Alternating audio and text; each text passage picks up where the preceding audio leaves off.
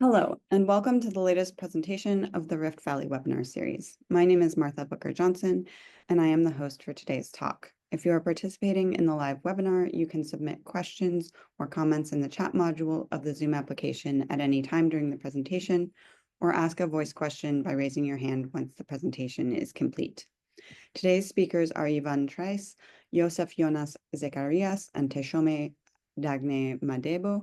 Yvonne is a researcher with CNRS and Lacan. She works on the grammatical description of two Ethiopian languages, the Amharic language Baskit, also known as Basketo, and the Cushitic language Kambaata.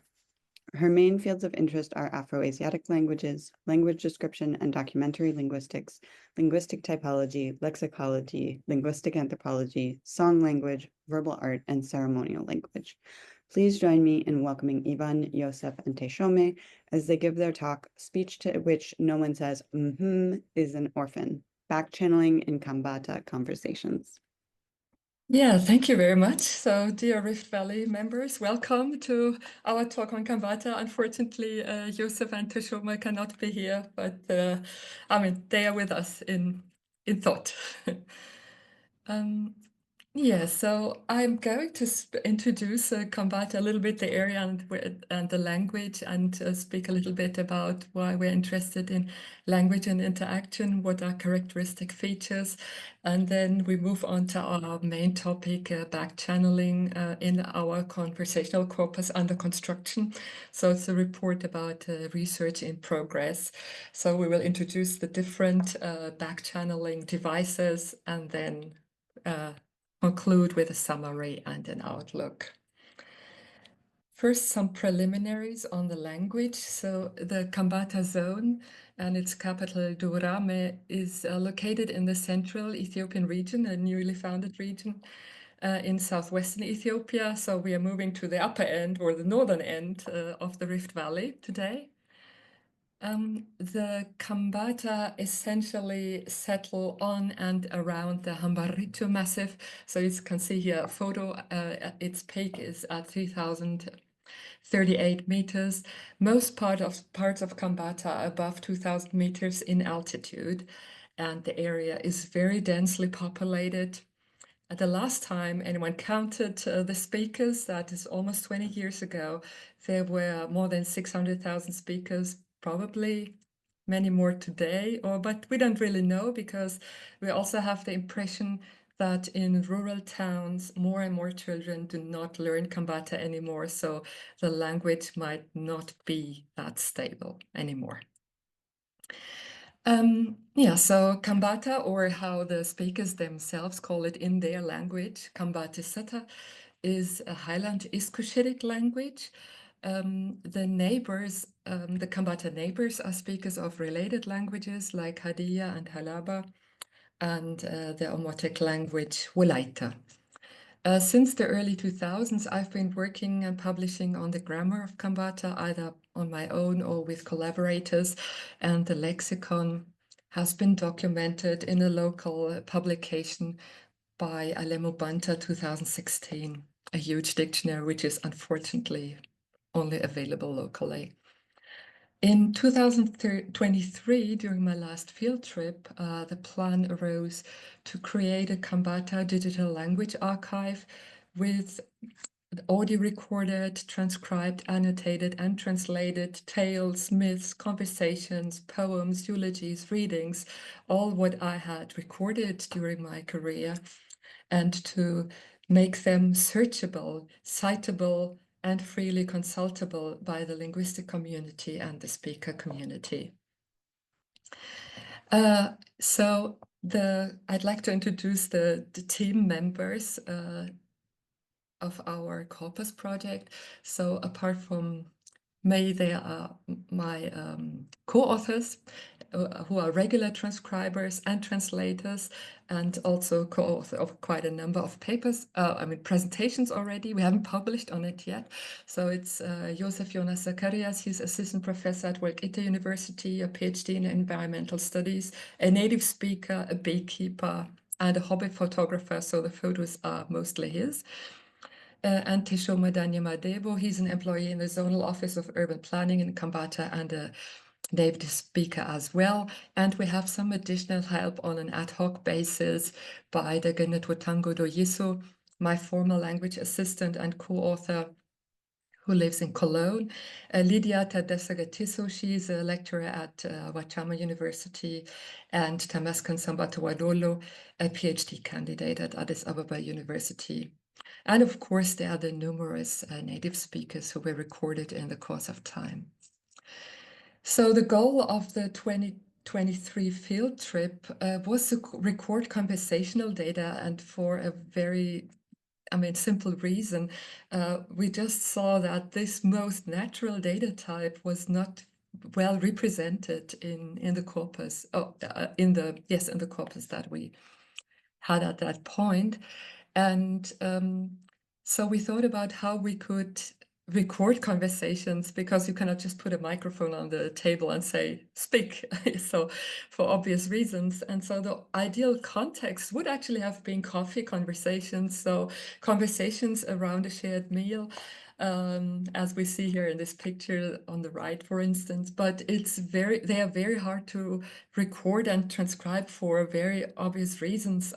Transcription is difficult because there are so many overlapping voices, but this would still be manageable. But there are also ethical questions, because all these conversations at the table they are about private matters, and it's really difficult because we want to create a corpus that is freely accessible. So we cannot really put all these private discussions online.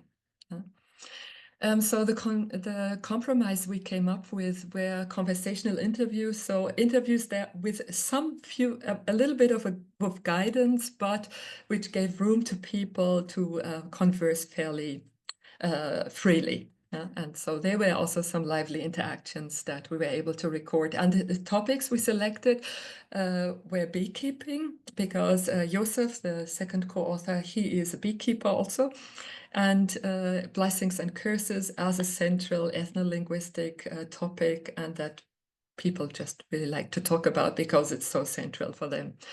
So the interviews were recorded by Yoseph, who we see here in this picture, and Teshome, the third author, and we recorded it either in the interviewees or the interviewer's home. These recordings of 2023 are archived on Cocoon, a French platform. Currently, there are 318 resources. These are recordings and parts of recordings, and this is growing because we have recently also been able to do some videos. They are archived with the sound files, the metadata, and the transcriptions and translations we are working on will soon be uploaded there. And in the long run, but here we're speaking about a little bit further away in the future, we'd like to publish it in a glossed format, so to not only have the transcription and translation, but also interlinearization, and then publish it on Corporan. That's the platform of our research center. So far, there are no glossed natural Kambaata recordings available yet on Corporan, but what is already available there is the fully glossed recording of the Kambaata Kakitulaha, so the Little Prince translation is 2 hours, more than 2 hours of recordings, which are carefully segmented and interlinearized. All right, so let's move on to language in interaction. Just a reminder of some of the characteristic features of which you are surely all aware. Language in interaction is characterized by speaker overlaps, false starts and errors in pronunciation, word choice, grammatical markings, filled pauses when speakers search for a word or try to hold the floor, disfluencies, a lot of afterthoughts, things that were forgotten come to speaker's mind later, and other deviations from the standard constituent order, which we will see in a minute. Emphatic lengthening, at least in the Kambaata corpus, we'll see an example there. Other characteristics are placeholders, so when speakers forget about a term and then they just use a placeholder, interjections of surprise, disbelief, outrage, etc., laughter, of course, and gestures, and so on. So I just would like to illustrate two of these points, namely the deviation from the standard, in quotation marks, constituent order. So Kambaata is in principle strictly head final. So in clauses, the last constituent is a verb, and in the noun phrase, modifiers precede the noun, no matter how long they are. So adjectives, demonstratives, genitives, relative clauses precede the head noun. Subordinate clauses precede the superordinate clause. And there are actually only two known contexts where native speakers accept a constituent after the main verb in edited speech. So in elicitation, when speakers are asked to write up things. So there are only two contexts where they would put constituents after the main verb. And these are post-post subjects in curses and post-post constituents in reporting clauses. So here we have an example of such a post-post subject in a curse. So here at the end, you will see at the after the verb. So I'll just play.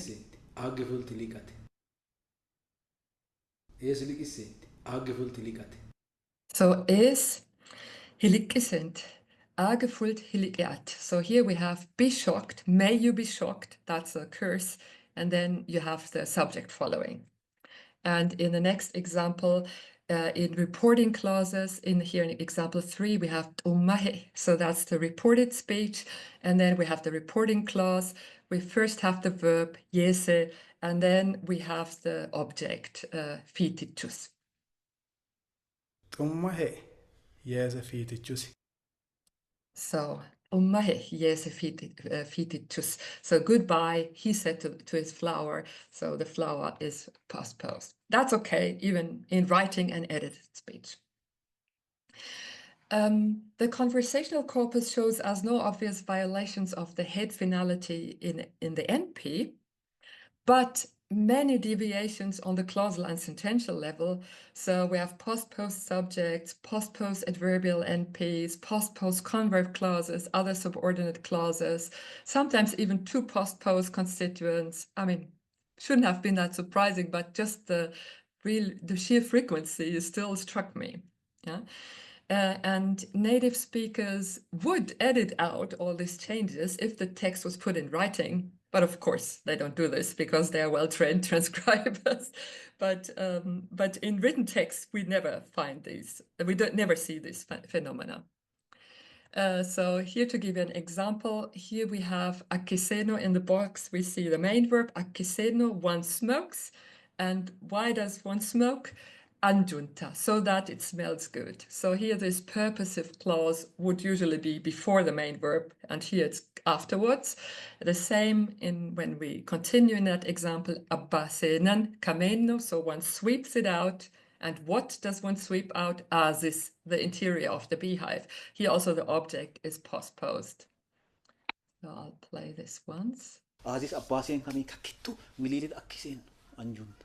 Hitta ina gurin abbaaseen kami nazis. Yes, so here this is just one of a lot of examples where we see this change, this violation of the standard constituent order. Post-post, purposive clause, post-post, direct object. And some other interesting things in the corpus, apart from backchanneling later, are this iconic lengthenings that we see. So to express larger nouns, high degrees, like in this example, if one wants to eat, it requires a lot of effort. So holama, you will see the speaker really lengthen it very well.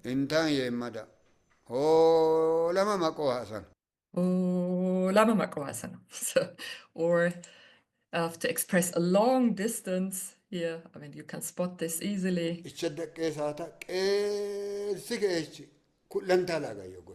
So they travel very far, and so I mean, we have a lot of examples of this. That's also makes this conversational corpus interesting. Yeah, and then let's move on to the central topic, backchanneling. One very characteristic feature of language in interaction are backchanneling interjections, which establish and maintain communicative contact. The technical terms in the literature are either backchannels, continuous, or feedback or response tokens. We have just decided to go for backchannels. It doesn't mean very much. One could also have used the other ones. And here we only discuss backchanneling interjections, but I would still like to point out there are, of course, also other means to backchannel. And one thing that one can also observe in the corpus is that speakers repeat the last word of the previous turn. So as we see here, Wadau Maganu Dikkisano, and then the second speaker says Dikkisanus. Wadau Maganu Dikkisano. Not that surprising. We find that also after questions. So do you go? Oh, no, with you, does he go? He goes. Yeah, so where you repeat, where instead of saying yes, you repeat the predicate. And we also find that as a backchanneling means. And there are possible also gestural backchannels. I don't know. I never paid attention to it, and I only have audio recordings, or mostly audio recordings, so we cannot study this in our corpus. So, but we'll focus here on the interjections. Backchanneling is culturally appropriate. It's even an expected behavior in Kambaata, and this is clearly visible in the recordings of our near-natural conversations. As of today, we have 5,732 backchannels annotated in our recordings, and so that means on average 8.4 backchannels per minute. And interestingly, not all transcribed data. I mean, the majority are really conversations, but there's also a portion of monologues, so it might even be more if I just counted the backchannels in conversations. So we're going to propose a preliminary classification and at a later point, as soon as the transcription of our conversational corpus is completed, we'll be able to quantify it properly. But I mean, we also need to do we probably also have to revise quite a bit, so it's really work in progress. So what we're looking at is which backchannel interjections are attested in the corpus, and can we formulate hypotheses how their choice is determined. As you probably know from your own transcriptions, backchannels are usually perfectly timed to fall into the pauses between utterances. And here's some lengthy excerpt that I would like to play, also to make you hear Kambaata a little bit, and then you will see, I mean, you don't see the full transcription, you will just see that the backchannels are really perfectly timed in the middle between the turns. Kanich onin hitti kukalan joim hitti annichema chema saddaqito nach fa'o bet wain betut yecha sad walla waranka tawsa tabbiu nach macarrashi rewa daraja ilata mannakayo an idimeni dagami mannakayo kanich biredolla abbannundo abbamati heane. And unfortunately, I think Zoom distorts the audio a bit, so I hope you could still hear that the second speaker backchanneling. The most common backchannel that we have in our corpus is a nasal or a nasalized vowel. So it's either bisyllabic, or monosyllabic, and on. The vowel quality, if there is a vowel, is central to back and varies in height between a more and a more schwa-like, nasalized schwa-like quality. But here we would definitely have to select select examples and do a little phonetic study to back this up. It's a default choice, and we find this everywhere, like here. Yeah, masa amba ibetu. Then the second most common backchannel is a nasalized or I mean a lower vowel or and it's in its monosyllabic realization. It's actually not distinguishable from yes. So it's the same pronunciation. And the practical decision that we took with respect to corpus annotation, so if this is found after a question, we annotate it as yes. If it's found not after a question, then we label it, we annotate it as a backchannel, just a practical decision. So here we find the yes after a question. Rosammesi, that's what the speaker asks, and then the other one says yes. Rosammesi. And it's indistinguishable from this statement. So the speaker presents herself, I'm called Kababush Waldesambate, and then the speaker backchannels. Ani Kabosh Waldesambate Yamaman. It's indistinguishable, the yes and the backchanneling.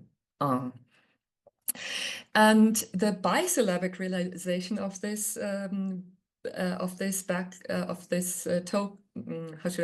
interjection seems common, especially in contexts in which the speaker signals understanding. That's why it gets this functional label, backchannel of understanding, just to distinguish it from the default one. So it's a typical exchange is one speaker asks a question, other speaker gives an explanation, and then the first speaker says, Yeah, so that's very common. So here, speaker one says, "Ya Rano," and speaker two asks a question. Does it make a distinct sound? And then speaker one explains, it cries to make a lifesaver come. And then speaker two says, okay, I got it. Yaran. Yar hirchu illichan. All right, question, explanation. Then we have a narrative backchannel. So this backchannel is especially found in narrative contexts. It can probably even be said to be conventionalized in narratives. That's what listeners to narratives use as a backchanneling device. It's something like, which is paraphrased by transcribers as, that's interesting, now I'm curious, continue. Yeah, so it's very pronounced in the speech of one participant in narrative events, but also attested elsewhere in the conversational corpus. So here we have a narrator telling a story. It was him who boiled the coffee. It was him who baked the wasa. It was him who fetched the water. So here it's really conventionalized. Buna gafano isote. Wasa shulano isote. Waibano isote. Yeah. But we also find it elsewhere. So we find it in conversations too, like in this conversation about blessings and curses. So speaker one says, mothers even bare their breasts, so they expose their breast to bless. And then the second speaker says, So, now I'm curious. Continue. That's interesting.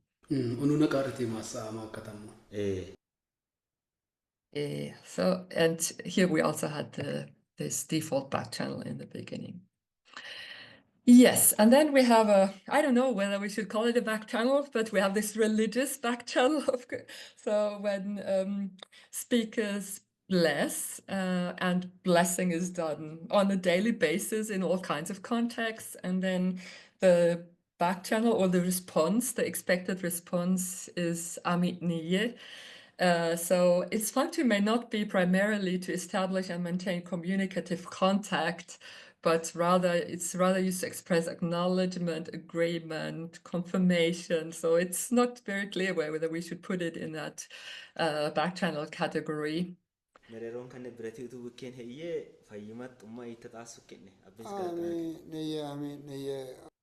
Okay, so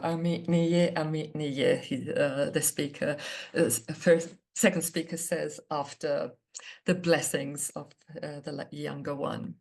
Yeah. All right, and then we have the ingressive backchannel. So they are backchannels that are expressed as an audible inhale. So without other vocalizations, we transcribe it as a down-pointing arrow. there are 646 ingressive backchannels of a total of 5,763 annotated in our corpus so far. So that makes almost 9% are ingressive backchannels. So to listen to this here, we have the male speaker saying, "It is so that." I'm not sure. No, I think it's a female speaker say, "It is so that you teach us about blessings according to the teachings of Kambaata." And then she says, and then the speaker continues, "Blessings according to the teachings of Kambaata." And I hope you will hear the ingressive back channel here. Anno Kambaati Roshagin Masatane Rosinun Tanet Masat Kambaati Roshagin. So, or here it can even be heard better. So hittigunta, and then comes, and then hikku. Hittigunta, hikku. Yeah, so hittigunta. So it's, sometimes it's very pronounced. Ingressive responses are so far especially reported for Scandinavian languages. There's also some literature on English dialects. And there's some anecdotal evidence for the distribution of ingressive backchannels in the areas where we work. So my my Sudanese colleague, Mahmoud, he said for him it's this typical Ethiopian backchanneling. For him as a Sudanese lecturer, when he had students and they backchanneled in this way, for him it was typically Ethiopian, so I don't know. It is considered a possible backchannel, but not necessarily their backchannel of choice by linguistic colleagues from Addis Ababa University I talked to. And Amharic is included in Eklund's 2015 addenda to his list of languages with pulmonic ingressive speech. So there's some anecdotal evidence. And it's actually to be investigated how common ingressive backchannels are in southwestern Ethiopia and beyond. Is this an aerial feature in East Africa? Is this something that we find all over the world? I haven't really found very much yet. And after Alice read slides of an earlier talk I'd given, she told me that she also has ingressive backchannels in Datoga. So to wrap up, so if we look at the distribution, so it is very clear this orange backchannel here, this default one, this is really the most frequent one. Then we have a more reddish color here, is the backchannel. Then we have the ingressive backchannel, about 9%, and we have some few instances, not too many. I think there are about 80 examples of E, so this is what I call the narrative backchannel. I haven't included here the mhmm, so because I'm not sure what I want to call it a backchannel. So there are still a number of problems, of course. It's the boundaries between backchannels and other interjections are often hard to draw. I don't really know what should I include. I mean, should I include mhmm? I haven't really made up my mind yet. Should I include e? So this, oh, I'm curious. This is interesting. Continue. So for the time being, it has been included. And then there's this functional overlap between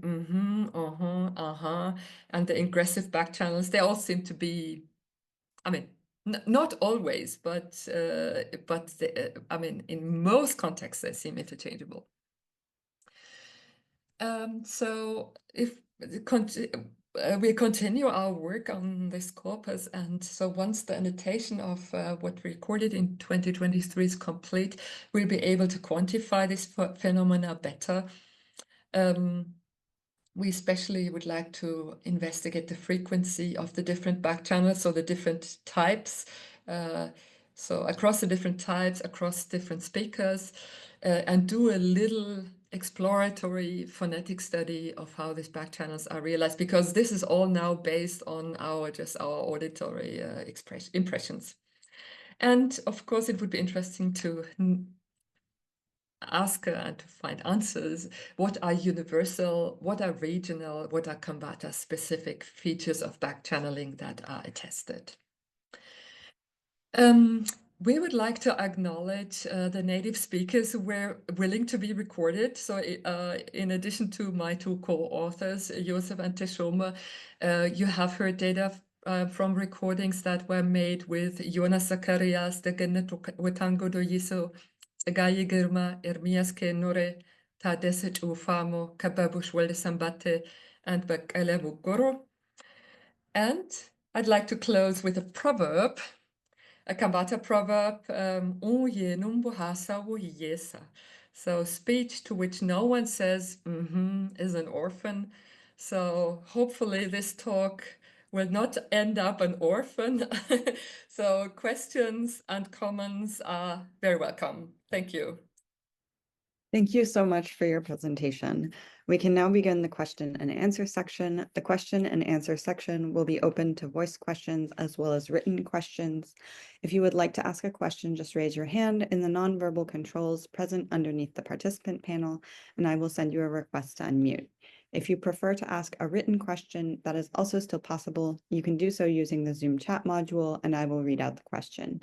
Please remember that the webinars are recorded so that if you ask a question, this will be part of the recording and will be released on the YouTube channel. And I'm going to start. There were some comments in the chat while you were speaking, so I'm going to start with that. Andrew notes that he encounters ingressive backchannels in lots of the Gorwa, Southern Cushitic natural speech material that he works with. And Ahmed Sosal adds, yes, in Tanzania, even Rangi speakers uses it when speaking in Swahili. And I feel that I have noticed this as well with Kihehe speakers, but I would have to go think about that some more. So maybe we will find that it is wider spread. Alice. Hi, Yvonne. Thank you. Let me just lower my hand. Thank you very much for this talk. It's really very interesting stuff. And it was also really great to hear about your corpus development. I have quite a few questions, but let's see. So the inhale was actually very interesting to hear the sound recordings, because to me they sounded quite long in comparison to a Datoga inhale, which would be more like that kind of thing. So I wondered if this was representative of the two examples that you had, or whether the length is maybe variable. Then I also wanted to ask, well, this is a mean question. So you said you don't have video, but I'm just curious if you have any observations about the presence or absence of nodding as a feedback signal. And then another question is, because of your corpus setup, are these all dyadic interactions? And do you think that affects the feedback? So the project I'm working on feedback signals, and by the way, we do include what's called a news mark, so that A1 as a feedback signal. We're trying to restrict it to dyadic communication, which is very challenging in the toga context. It's actually quite rare to have a conversation that just two people are taking part in. And I think when it's just two people, there's this onus on the other person to give the feedback, whereas when there's three or more people, the dynamic changes. So I don't know if you have any observations about that. I think that's three is probably. Yeah. Yes, I think these very short ones that you imitated, I am not aware of this very short one. But of course, for the illustrative purposes, I've especially used an excerpt where it's clearly heard also via Zoom. So that very surely skews the picture. Yeah. I would have to, it's actually a good question. I would have to measure it, but I think to me, just from the top of my head, it looks fairly variable. Yeah, it looks fairly variable. It's also sometimes accompanied by vocalizations. So you would take the default or this back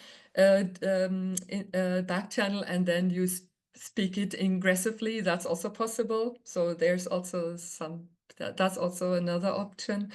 But these very short ones, I'm not aware of it. But yes, this is all I'm very careful. I mean, I would have, actually, I should measure them. And regarding gestures, I mean, I should confess that I didn't pay much attention even to the ingressive Backchannels, it was when I started transcribing that I noticed, oh, that's really interesting what they're doing. So I was there for, I don't know, I have been there so many times, and I never observed people using it, and it was through transcription that I became aware of this ingressive backchannel.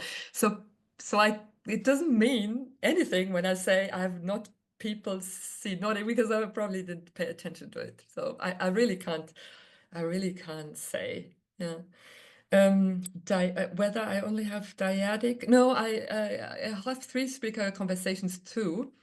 And it's true that in this case, it's not the burden of backchanneling doesn't fall on the other one. So it's somehow divided. So some kind of response is expected, but yeah, it looks like the other two speakers, they divide up the work. Yeah, in which way they do this, I don't know, but I mean, interestingly also, and this one can, if one is speaking, then the others are in parallel backchanneling. That's also a quite frequent phenomenon, so that we have both the other two speakers saying at the same time, yeah, in perfect unison. Yeah, I think that was it. Yeah. And did you call it news? Sorry, did you call this news mark? A This news A? mark. A Yeah. news mark. Okay. Yeah. Marta? Thank you, Yvonne. Yes, it's nice to listen to it again. So And I don't know whether I have posed you these questions, but I have a few questions. One is this, so you have your transcribers. I wondered if would they transcribe the back channels, and would they then also put them into categories? Would certain back channels sound the same to them? Would you be able to use their the way they hear it as a kind of relevant of which ones to take together? That's my first question. I also agree to take in the agree one, the A. I wouldn't know what to do if I would take that out. And in general, because you wondered about that with your amen, which brought me to the fact that I have clearly different ways of backchanneling according to different genres, a genre taken in the broader sense. But there has to be backchanneling in many situations, but for some certain kind of ritual situations, the backchanneling is the actual things that people say are different, and it's differently organized, and all of this. So I wonder about the role of genre in the whole kind of backchanneling. yes, so the transcribers transcribe the back channels, and there was also I mean, it came fairly naturally. So because we transcribed quite a bit when I was in the field last time. We transcribed quite a bit together, so to train them in Elang. And so it just came fairly natural. We just write down everything that we hear, and it's I mean, so they are usually not overlooked. So they do that consistently. Regarding the categories, yeah, I mean, I proposed these categories because because one can hear different vowels, and the transcribers, when they send me the transcriptions, it looks fairly consistent. I wouldn't change very much. So I mean, somehow it seems that these categories also work for them. Yeah. But to what extent do you think is the categorization yours or theirs?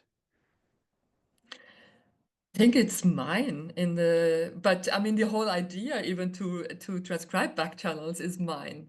Yeah, Mm. so it's yes. So it's the.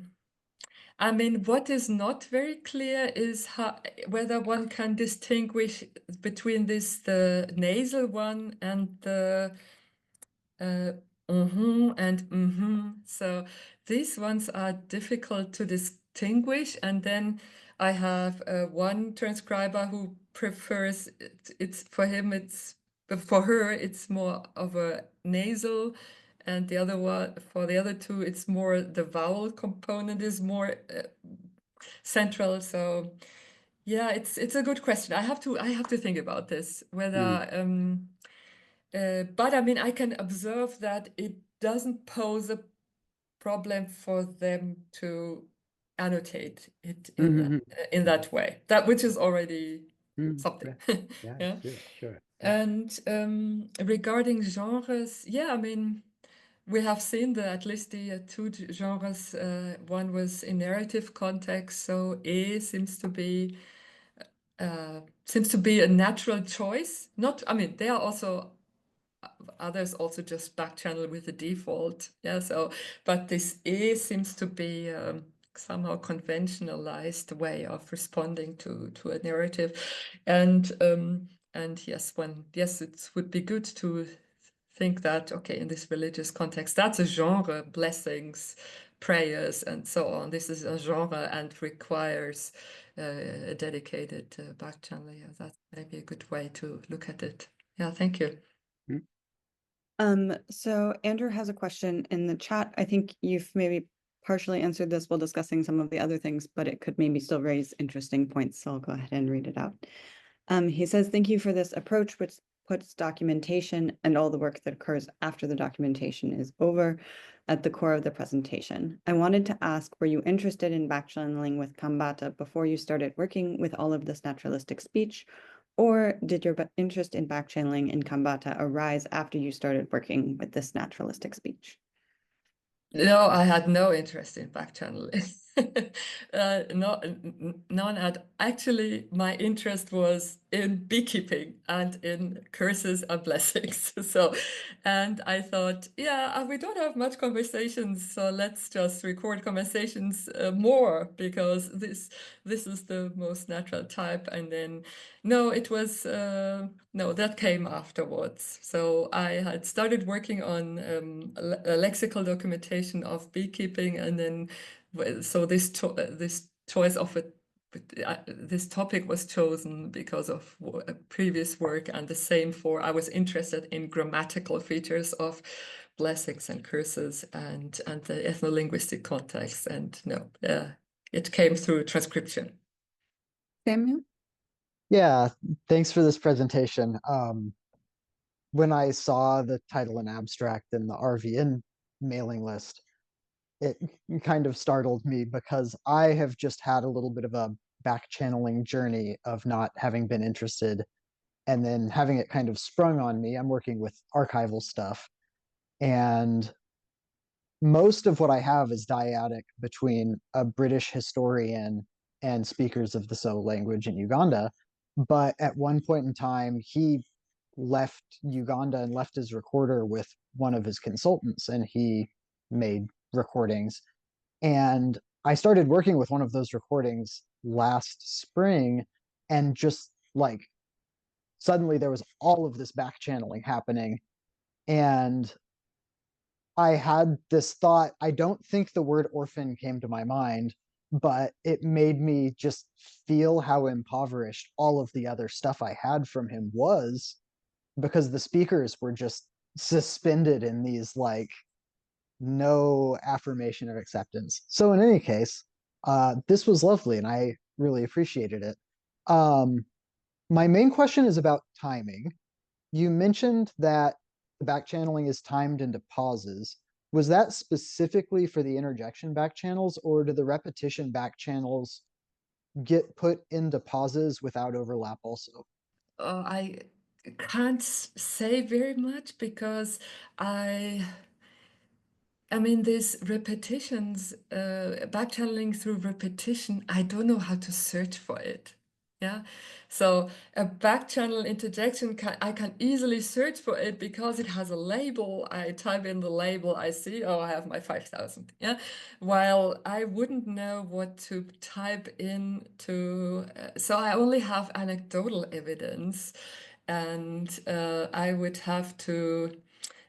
Yeah, I would have to study this in detail and then annotate it in some way, and it isn't. So I can't really say very much. Can neither say how frequent it is, nor can I say whether this is also a very well-fitting thing between two turns, unfortunately.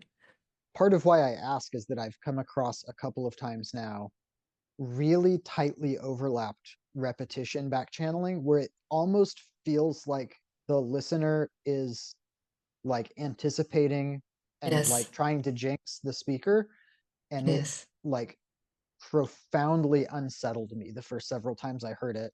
And so I'm just trying to figure out how widely distributed that is. Yes, I think I've forgotten who wrote about it. I mean, there are some studies about this timings of back channels. I should search for them. There is some work on better documented languages. I mean, another problem, of course, is we hear the back channels exactly because there is a pause. Yeah, and so if one speaker speaks and doesn't make a pause and the other one back channels, it might just pass unperceived because one is so much louder than the other one. So I'd also be cautious to say the back channels are always in that gap. I think in other cases we might just not hear them. Just before I call on Ahmed, I think it should be possible to get computation to be your friend and trying to find the repetition ones. I'd have to think about it a little bit, but I think there might be some possibilities for writing some code to help at least filter down the number of options. Yeah. Ahmed? Thank you. Thanks, Yvonne, for the talk.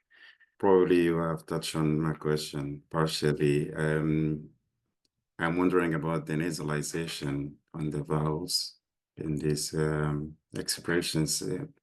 You said it's not clear for the speakers whether it's nasalized or not, if I understood you correctly. No. It's clear that it's nasalized. That's clear. Okay, and is this nasalization observed anywhere else as something phonemic in the language, in the back channeling? That's what I was wondering about mainly. And the other question is, how is it like for you as a Kambaata second language speaker when they're narrating something for you and without this feeding back channeling? How is it like for the speaker? Is it natural, or they feel like they're talking to an orphan or something like that? How is it like? Is it easy for them to continue speaking or narrating a story without this back channeling, or also you provide that? I don't know. I'm just wondering. Yes, it's a good question. Nasalization, maybe I didn't express it clearly. I think for this it's for all transcribers it's clear it's nasal in some way. Just there is some disagreement whether the transcribers also perceive a vowel there or whether they just perceive it as a nasal. So whether it's a nasalized vowel or just a nasal for this default one.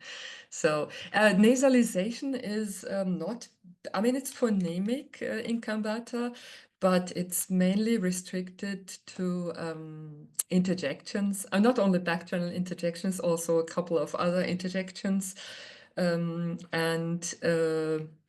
I think I have only one noun with nasalized vowels, so it's phonemic but marginal. Yeah, but there's a orthography convention for writing nasalized vowels that we find in Kambaata orthography, which is also used by the transcribers.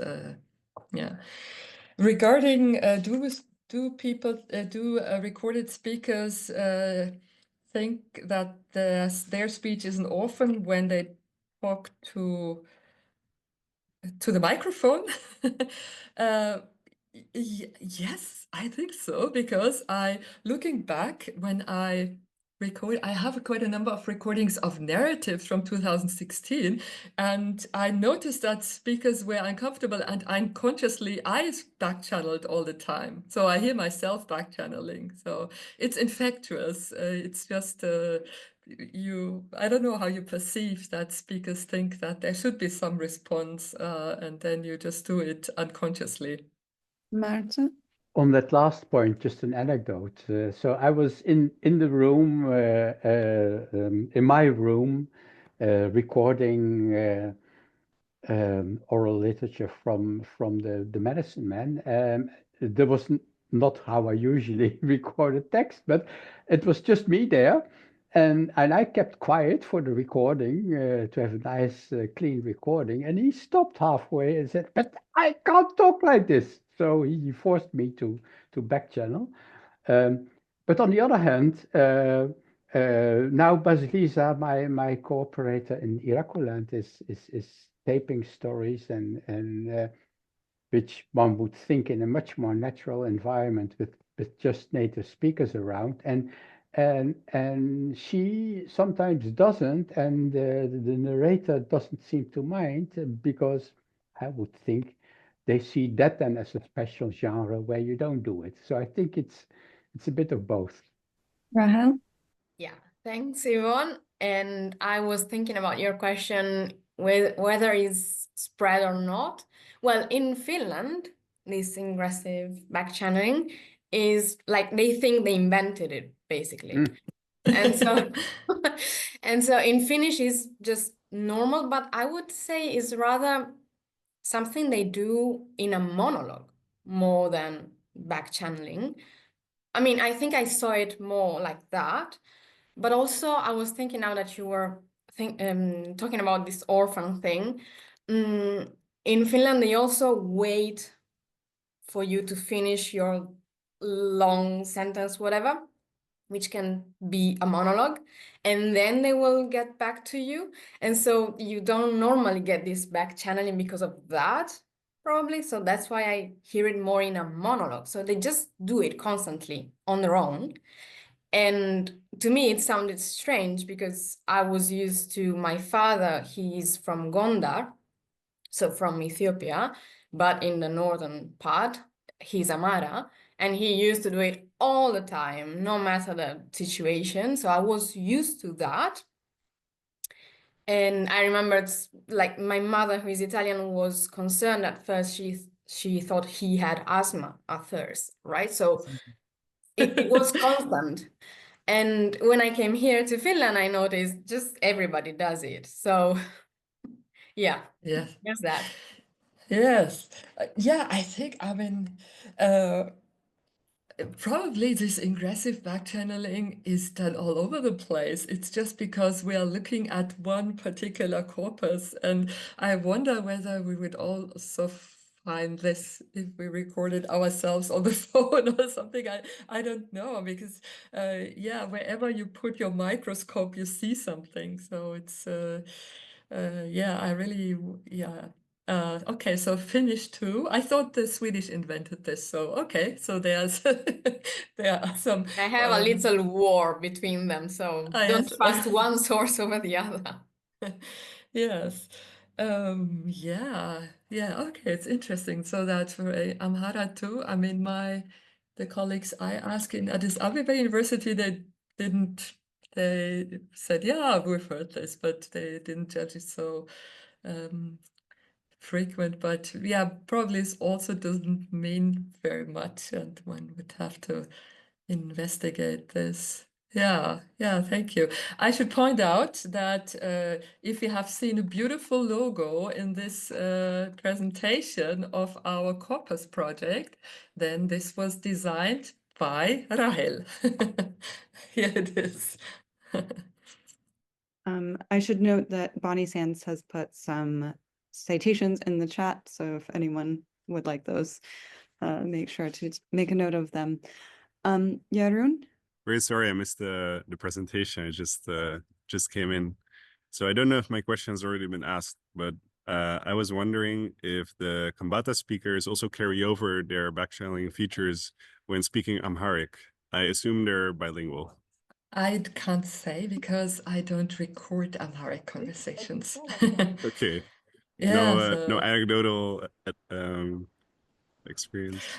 Yeah, it's as I mentioned, I mean, I never paid attention to it when I was in the field. I started paying attention after I had left and when I looked at my recordings. So it's I can't say. Yeah. Okay. Okay. Unfortunately. Yeah. Thank you. I think those are all of the questions and comments for today. I'd like to take this opportunity to remind everyone that recordings of all of the presentations in the Rift Valley Webinar Series can be found on the Rift Valley Network YouTube page, and entries for each presentation are added to the Rift Valley bibliography. I would like to thank Yvonne, Yoseph, and Teshome again for their presentation and everyone else for participating today. I hope to see you again for the retrospective of the RVN Webinar Series Year 6 on Wednesday, the 5th of March.